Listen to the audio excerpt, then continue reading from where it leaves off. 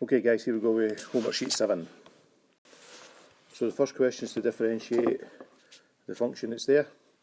So first thing we need to do is remove the brackets. So we need to do 2 root x times x. Now remember, root x is the same as x to the power of half. So when you do 2x to the power of half times x, you get 2x to the power. And remember, we just add the powers. So we would add the half and add the 1 to get the new power here. And then 2x to the half times 2 is just 4x to the half. Now you've done all that, you can do your differentiating. Question 2, synthetic division. Okay, you've got to find a real root, so you need to find a number that you put in here that when we go through the process we end up with 0 as the remainder. Once you've done that, for part B, it said show that there are no more real roots.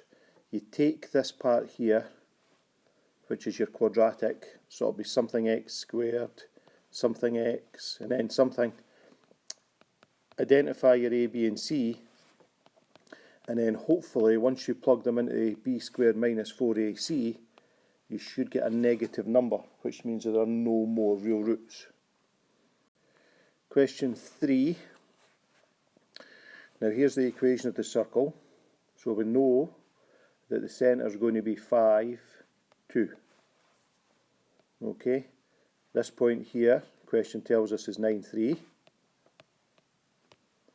So 5, 2 must be this circle, right, because it comes before the 9. Okay, we can work out its radius. Well, you can anyway. How do I work out the equation of the second circle? Well, if I know this point here is 5, 2 for the first centre, then all I need to work out is the step to get from one point to the other point and do the same step to get to that point. Because if the circles are identical, it must be the same step. So how do I get from 5 to 9? How do I get from 2 to 3? And then repeat that to get the new centre. Once you've got the new centre, you've got the radius, we can use the formula x minus a squared, y minus b squared equals r squared. Question 4. Find the equation of the perpendicular bisector. Perpendicular bisector is the line which goes through the midpoint at 90 degrees. Okay, so we need to find the midpoint. We need to find the gradient of PQ. We need to find the perpendicular gradient, and then we need to plug all that information into y minus b equals mx minus a. So midpoint, gradient, perpendicular gradient into the formula. Question 5.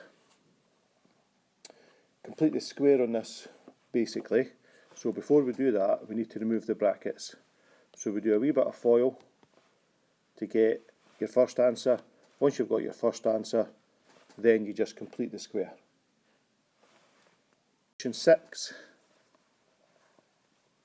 Find the value of b.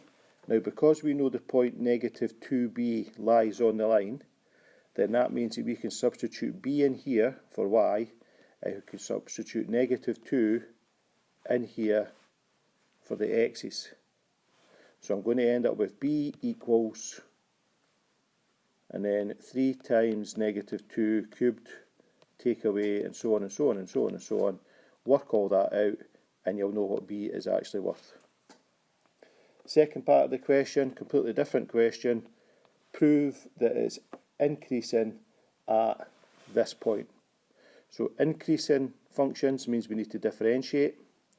So differentiate your original function. So this 3x squared minus x squared minus 7x plus 4. Differentiate that and then substitute your point b in, and hopefully the answer is negative. Sorry, it's to prove that it's increasing, isn't it? Yep, sorry. So you need to prove that it's bigger than 0, which means it increases. Question 7. Remember, the method we've got for these is we're going to work from right to left. So we're going to start with the 35, and that's going to equal the 30 times m, add c,